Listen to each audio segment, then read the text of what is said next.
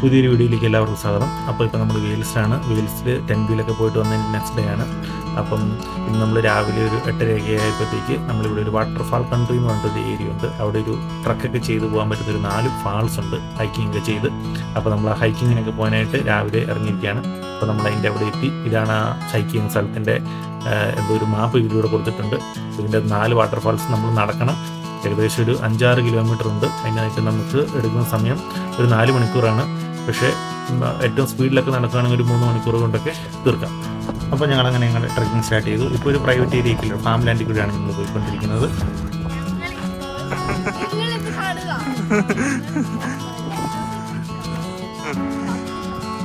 അപ്പോൾ കഴിച്ച് നമ്മളിങ്ങനെ ട്രക്ക് ചെയ്ത് മുന്നോട്ട് പോയിക്കൊണ്ടിരിക്കുന്നു. പുൽമേടുകളൊക്കെ കഴിഞ്ഞപ്പോൾ ചെറിയൊരു കാട്ടിലോട്ട് നമ്മൾ കയറി. അത് ഇനിയിപ്പോൾ നമ്മൾ വലിയൊരു കാട്ടിലേക്ക് കയറും. UK വന്നിട്ട് UK കാടുകളിൽ കൂടെ ഒന്നും ഒരു പരിപാടിക്കൊന്നും പോയിട്ടില്ലായിരുന്നു. അപ്പോൾ ഇന്ന് നമ്മൾ കാടിൻ്റെ ഉള്ളിൽ കൂടെ ഇങ്ങനെ പോകുന്നു. അപ്പോൾ നമ്മൾ ഫസ്റ്റ് വാട്ടർഫാൾസ് നമുക്കിവിടെ കയറുമ്പോൾ തന്നെ നമുക്കിവിടെ ഉള്ളിൽ തന്നെ കാണാം. നമ്മളൊരു 5-10 മിനിറ്റ് നടക്കുമ്പോഴത്തേക്ക് നമുക്ക് ഫസ്റ്റ് വാട്ടർഫാൾസ് നമുക്ക് അതിൻ്റെ ചെറിയൊരു വ്യൂ ഒക്കെ കാട്ടും. നമുക്ക് അതിൻ്റെ അടുത്തേക്ക് പോയിട്ട് ആ താഴോട്ടിറങ്ങാൻ പറ്റുമെന്നാണ് പറഞ്ഞത്. അപ്പോൾ നമ്മൾ ഈ വഴി താഴോട്ടിറങ്ങി പോയിട്ട് നമുക്ക് ആ വാട്ടർഫാൾസിൻ്റെയും താഴോട്ടിറങ്ങാൻ പറ്റും. കുറച്ച് അഡ്വഞ്ചറായിട്ടുള്ളൊരു സംഭവമൊക്കെയാണ്. അപ്പോൾ നമുക്ക് വാട്ടർഫാൾസിൻ്റെ കാഴ്ചകളിലേക്ക് പോവാം. ഗൈസ്, അപ്പോൾ ഇവിടെയാണ് വാട്ടർഫാൾസ്. പറഞ്ഞോ, ഇതിലുള്ള വഴി കൂടെ താഴോട്ട്.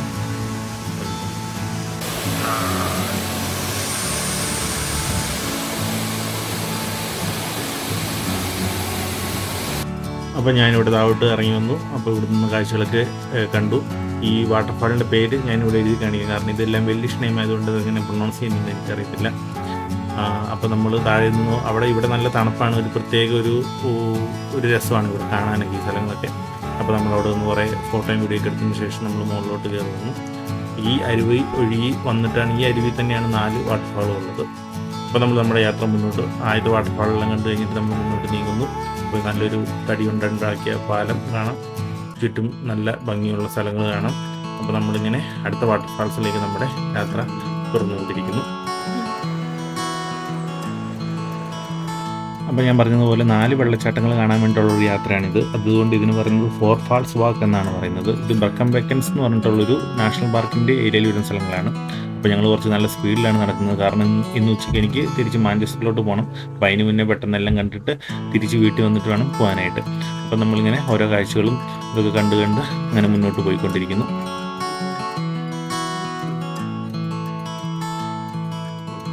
അപ്പോൾ പോകുന്ന വഴിക്ക് നമ്മൾ ചെറിയൊരു ചേഞ്ച് വരുത്തി. കാരണം ഇത് 1, 2, 3, 4 എന്ന് പറഞ്ഞ് ഇവിടെ നമുക്ക് മാപ്പിലൊക്കെ കാണിച്ചിരിക്കുന്ന പോലെയല്ല നമ്മൾ പോകുന്നത്. നമ്മളതിപ്പോൾ 1ാമത്തെ കണ്ടു കഴിഞ്ഞപ്പോൾ ഞങ്ങൾ 4ാമത്തെ കാണാനാണ് പോകുന്നത്. അതും തിരിച്ചു വരുന്ന വഴിക്ക് 2-3 വാട്ടർഫോൾ കാണാമെന്നുള്ള രീതിയിൽ നമ്മൾ 4ാമത്തേലോട്ട് നേരെ പോകാമെന്ന് വിചാരിച്ചു.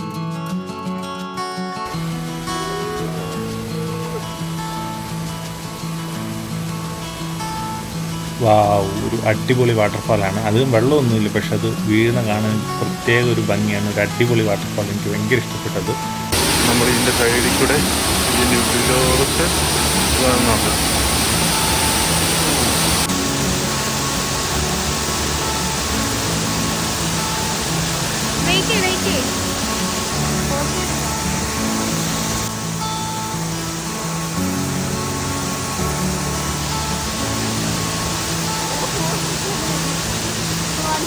ഇത് നോക്കുക, നമ്മൾ ഈ വാട്ടർഫാളിൻ്റെ ഉള്ളിൽ കയറി.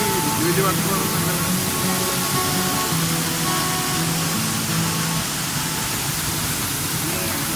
ഈ വാട്ടർഫാൾസിൻ്റെ പ്രത്യേകത നമ്മളിപ്പോൾ കണ്ട പോലെ ഇതിൻ്റെ ഉള്ളിൽ കൂടെ നമുക്ക് നടക്കാൻ പറ്റും. പിന്നെ ഇവിടെ കുറേ പേര് കുളിക്കുന്നത് കാണാൻ. നമുക്ക് ഈ ഒരു വാട്ടർഫാൾസ് മാത്രമേ കുളിക്കാനൊക്കെ അത്യാവശ്യം നല്ല വെള്ളമൊക്കെ ഉള്ളൂ, നല്ല ആഴവും പിന്നെ സേഫായിട്ടുള്ള സ്ഥലമായിട്ടുള്ളൂ. അപ്പോൾ നമ്മൾ ആ വാട്ടർഫാൾസ് കണ്ട് നമ്മൾ നടന്ന് മുകളിലോട്ട് കയറി വന്നു. പിന്നെ ഞങ്ങൾ തിരിച്ച് കയറി വന്നപ്പോഴത്തേക്ക് ഞങ്ങൾ അത്യാവശ്യം നന്നായിട്ട് മടുത്തു. ഇവിടെ ഇങ്ങനെ കാട്ടിക്കൊണ്ട് ബ്ലാക്ക് ബെറീസ് ഒക്കെ നിൽക്കുന്നുണ്ട്, ഇടയ്ക്ക് ഓരോന്നൊക്കെ പറിച്ചതിനും. ഇനിയിപ്പോൾ നമ്മൾ അടുത്ത വാട്ടർഫാൾസിലേക്ക് പോവുകയാണ്. ഇനിയിപ്പോൾ നമ്മൾ 2-3 വാട്ടർഫാൾസ് കാണാനായിട്ട് പോകുന്നത്. അത് രണ്ടും അടുത്താണ്, പക്ഷെ അതിലോട്ടും കുറച്ച് നല്ലൊരു ദൂരമുണ്ട്. നല്ല ബുദ്ധിമുട്ടുള്ള വഴി കൂടെ ഇങ്ങനെ ട്രക്കൊക്കെ ചെയ്ത് പോകണം. അപ്പോൾ നമ്മളിപ്പോൾ ആ വാട്ടർഫാളിൻ്റെ ഫോട്ടോ ഇങ്ങനെ നമ്മൾ ആ മാപ്പിൽ കൊടുത്തിട്ടുണ്ടായിരുന്നു. അപ്പോൾ ഒരു അടിപൊളി വാട്ടർഫാളാണെന്ന് കണ്ടിട്ടുണ്ടായിരുന്നു. അപ്പം നല്ലൊരു വാട്ടർഫാൾ കാണും എന്നുള്ള പ്രതീക്ഷയിലാണ് പോയത്. ഏതായാലും ഞങ്ങളുടെ പ്രതീക്ഷ ഒട്ടും തെറ്റിയില്ല. ഒരു അടിപൊളി വെള്ളച്ചാട്ടമായിരുന്നു ഇവിടെ ഉണ്ടായിരുന്നത്.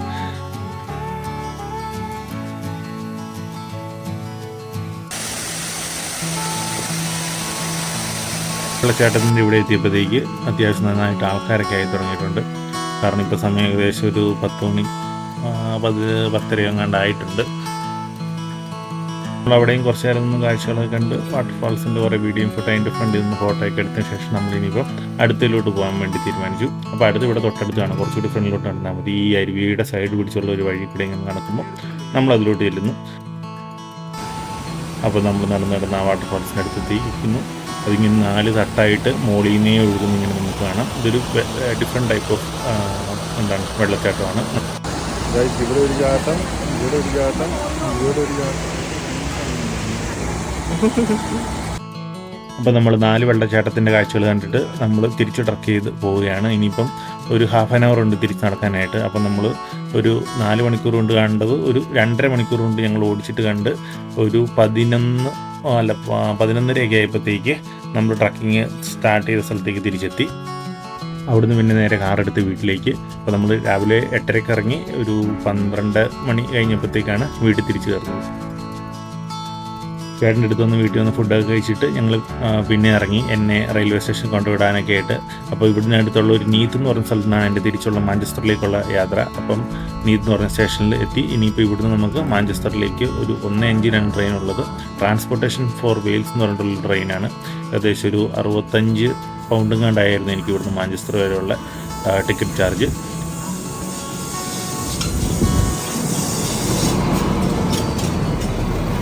അപ്പോൾ ഞാൻ ട്രെയിൻ കയറി. ഇനിയിപ്പം ഇവിടുന്ന് ഒരു 4.5 മണിക്കൂർ യാത്ര. വൈകിട്ട് ഒരു 5:30 ആകുമ്പോഴത്തേക്കാണ് ഈ ട്രെയിൻ മാഞ്ചസ്റ്ററിൽ എത്തുന്നത്. ഞാൻ ഇങ്ങോട്ട് വന്നപ്പോൾ ബസ്സിനെ വന്നത്. ബസ്സിന് ഏകദേശം 9 മണിക്കൂർ എടുത്തു. പിന്നെ ഞാൻ തിരിച്ച് ട്രെയിൻ എടുക്കാൻ കാരണം എന്ന് വെച്ചാൽ, ഒന്ന് നമുക്കിങ്ങനെ പെട്ടെന്ന് എത്താൻ പറ്റും. രണ്ടാമത്തെ കാര്യം എന്ന് പറഞ്ഞാൽ നമുക്ക് നല്ല കാഴ്ചകളൊക്കെ കണ്ടുപോകാം എന്നുള്ളൊരു പ്രതീക്ഷയിലാണ് ഞാൻ എടുത്തത്. ഇപ്പോൾ ട്രെയിൻ വെയിൽസിൻ്റെ ക്യാപിറ്റലായിട്ടുള്ള കാർഡിഫിലേക്ക് ഞാൻ കയറിക്കൊണ്ടിരിക്കുന്നു.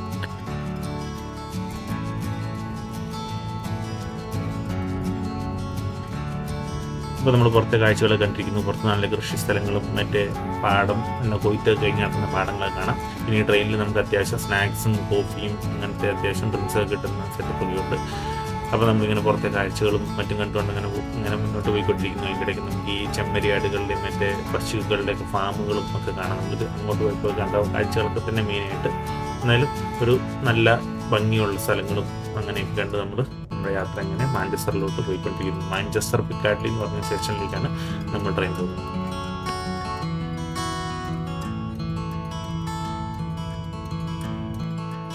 അപ്പോൾ ഞാനിപ്പോൾ യാത്ര ചെയ്ത് മാഞ്ചസ്റ്റർ പിക്കാഡ്ലി സ്റ്റേഷനിൽ വന്നെത്തിയിരിക്കുകയാണ്. അപ്പോൾ ഒരു ഭയങ്കര വലിയൊരു സ്റ്റേഷനാണിത്. മാഞ്ചസ്റ്ററിലെ തന്നെ ഏറ്റവും വലിയൊരു സ്റ്റേഷനാണെന്ന് എനിക്ക് തോന്നിയത്. അപ്പോൾ ഇവിടുന്ന് ലണ്ടനിലേക്കും മറ്റ് സ്ഥലങ്ങളിലേക്കും ഒക്കെ ഇംഗ്ലണ്ടിൻ്റെ UK പല ഭാഗത്തേക്കും ട്രെയിനൊക്കെ പോകുന്ന ഒരു സ്ഥലമാണ്. അപ്പോൾ ഞാൻ അവിടുന്ന് അതിൻ്റെ പുറത്തേക്ക് ഇറങ്ങി.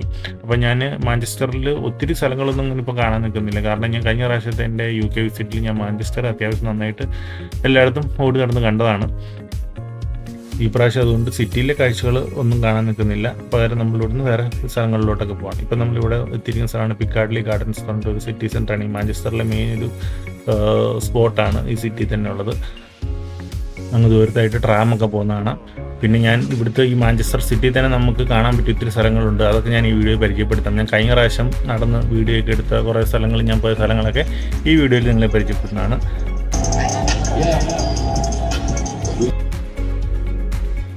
അപ്പോൾ ആദ്യമായിട്ട് ഞാൻ പോകുന്നത് ഇവിടുത്തെ മാഞ്ചസ്റ്ററിലെ വൺ ഓഫ് ദി മെയിൻ ആയിട്ടുള്ള ഒരു ഷോപ്പിംഗ് മാളായിട്ടുള്ള ആംഡെയിൽ മാൾ എന്ന് പറഞ്ഞിട്ടൊരു മാളുണ്ട്. അപ്പോൾ അതിൻ്റെ കാഴ്ചകളില്ല, ജസ്റ്റ് അതിൻ്റെ ഉള്ളിലൊക്കെ ഒന്ന് കയറി കാണിക്കാം. അപ്പോൾ നമ്മളിവിടെ വരുമ്പോൾ നമുക്ക് ഷോപ്പിംഗ് ഒക്കെ ചെയ്യാൻ പറ്റിയ ഏറ്റവും ഒരു അടിപൊളി സ്ഥലമാണിത്.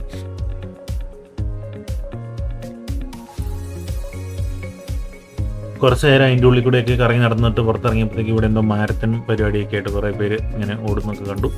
അപ്പോൾ കുറച്ച് നേരം അതൊക്കെ നോക്കി അങ്ങനെ നിന്നു. ഇനിയിപ്പോൾ നമുക്ക് ഇതിൻ്റെ തൊട്ടടുത്തുള്ള നമുക്ക് മാഞ്ചസ്റ്റർ കത്തീഡ്രൽ എന്ന് പറഞ്ഞിട്ടൊരു വലിയ പള്ളിയുണ്ട്. അപ്പോൾ അത് കാണാനാണ് വേറെ നമുക്ക് ഇവിടെ അടുത്തുള്ള ഒരു കാഴ്ചയായിട്ടുള്ളത്. അപ്പോൾ തൊട്ടടുത്ത് തന്നെയാണ് നമുക്ക് അവിടെ നടന്നു പോകുന്ന ദൂരത്ത് തന്നെയുണ്ട്. അതിൻ്റെ തൊട്ടടുത്ത് തന്നെ നമുക്കിവിടെ ഒരു ഗാന്ധിജിയുടെ ഒരു പ്രതിമയൊക്കെ ഉണ്ട് മാഞ്ചസ്റ്റർ കത്തീഡ്രലിൻ്റെ തൊട്ടടുത്തൊക്കെ ആയിട്ട്. ഇനി നമുക്ക് ഇതിൻ്റെ ഉള്ളിലെ കുറച്ച് കാഴ്ചകളൊക്കെ കാണാം. 1400-500 കാലഘട്ടത്തിലാണ് ഇതിൻ്റെ പണിയൊക്കെ നടന്നിട്ടുണ്ടായിരുന്നത്.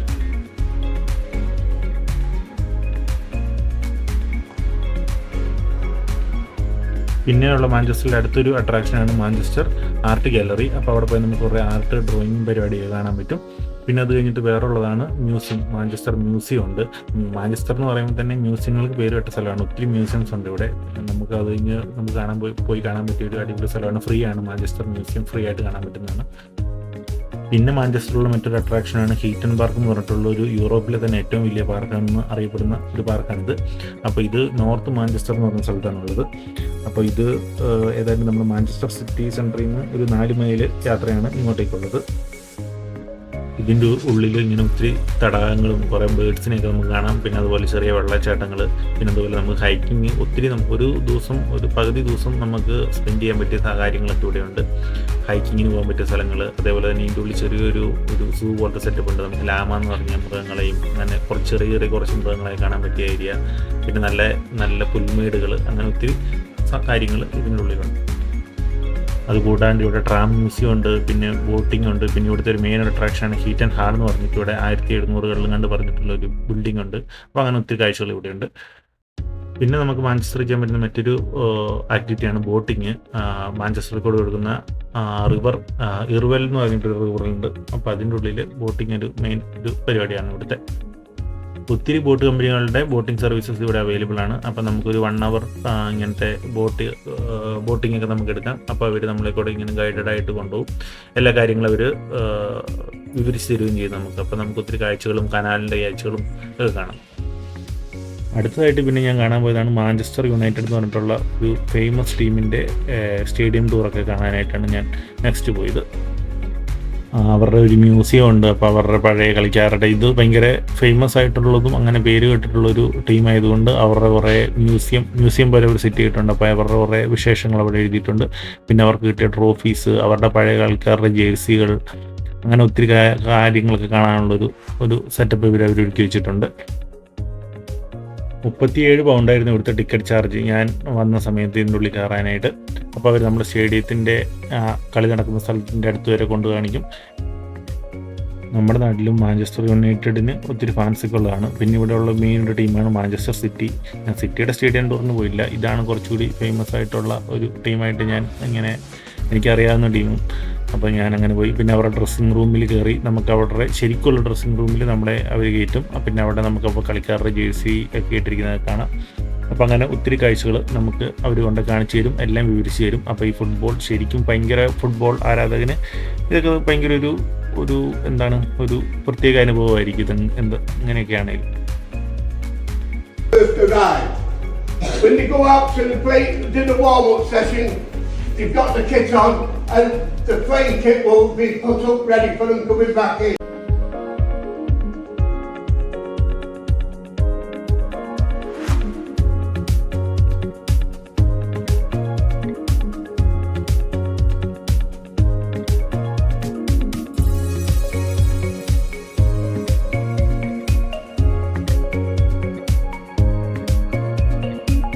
പിന്നെ അവിടെയുള്ളൊരു മെയിൻ അട്രാക്ഷൻ പോലത്തെ ഒരു സംഭവമാണ് ട്രഫോർഡ് സെൻറ്റർ എന്ന് പറഞ്ഞിട്ടുള്ളൊരു വലിയ ഷോപ്പിംഗ് കോംപ്ലക്സ്. അത് കണ്ടിരിക്കേണ്ട ഒരു സംഭവം തന്നെയാണ്. അത്ര വലിയൊരു ഷോപ്പിംഗ് കോംപ്ലക്സ് ആണ്. ഫുഡ് കോർട്ടും മറ്റ് സംഭവങ്ങളൊക്കെ ആയിട്ട്.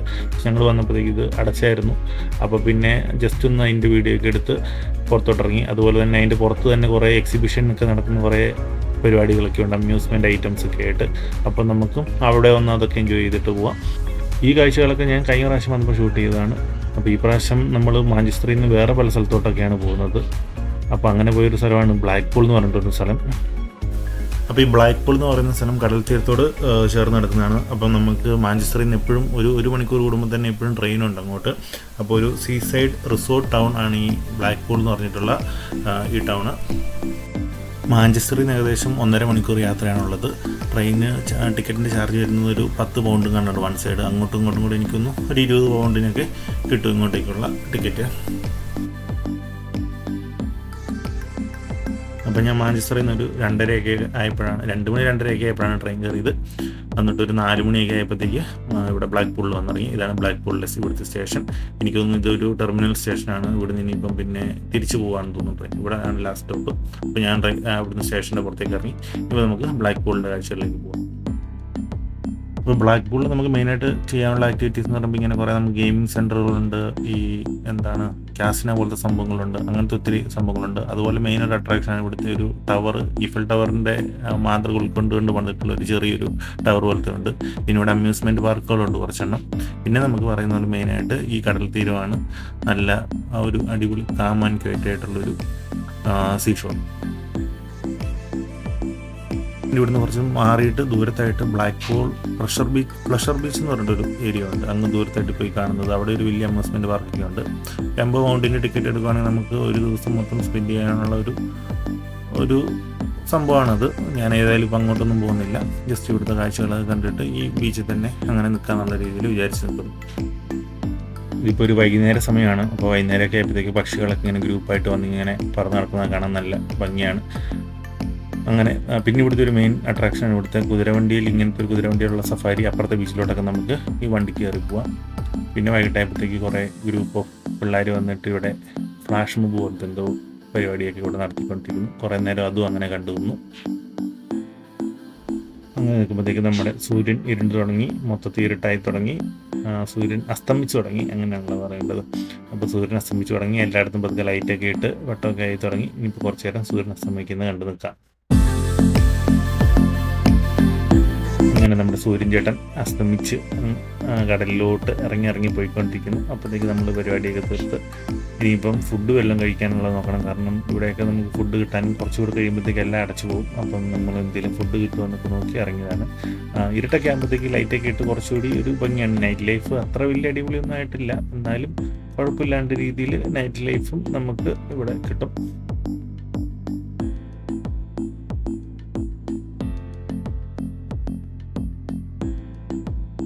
പിന്നെ ഈ സ്ഥലം ഡോണറ്റിന് പേര് കേട്ടൊരു സ്ഥലമാണെന്ന് തോന്നുന്നു. കാരണം എല്ലായിടത്തും കുറേ ഡോണറ്റ് കടയൊക്കെ ഉണ്ടായിരുന്നു. ഞാനൊരു കടയ്ക്ക് ഒരു ഡോണറ്റ് മേടിച്ചു.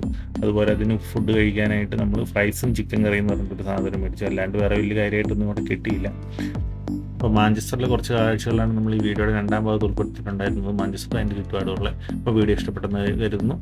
മറ്റൊരു വീഡിയോ ആയിട്ട് വേറൊരു ദിവസം കാണാം.